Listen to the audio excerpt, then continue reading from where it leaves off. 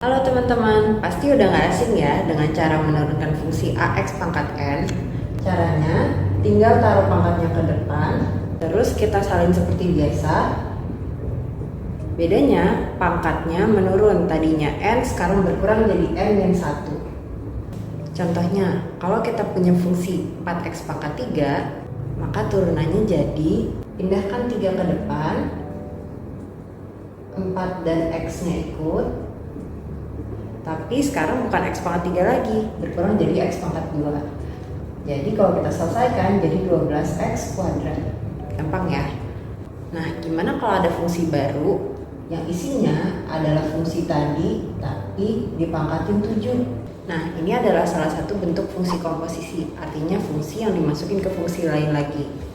Kalau kita lihat di sini, fungsi Hx itu paling luarnya ada pangkat 7 dan di bagian dalamnya ada 4X pangkat 3.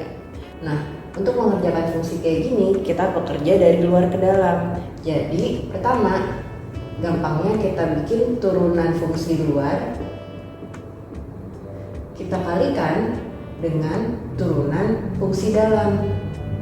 Artinya, karena paling luarnya adalah pangkat 7, dan dalamnya adalah 4X pangkat 3, kalau kita kerjain fungsi luar dulu, artinya kita selesaikan dulu pangkat 7-nya. Seperti biasa, kita pindahkan pangkat ke depan. Nah, terus kita kalikan dengan belakangnya, yaitu 4X pangkat 3, tapi di luar kurungnya pangkatnya bukan 7 lagi. Kita turunkan jadi pangkat 6. Nah, setelah itu, setelah pangkat 7-nya diselesaikan, baru kita turunkan ya di bagian dalam kurungnya. Seperti biasa, kita pindahkan pangkat ke depan, jadi 3, 4X-nya ikut, tapi pangkat X-nya sekarang menjadi 2.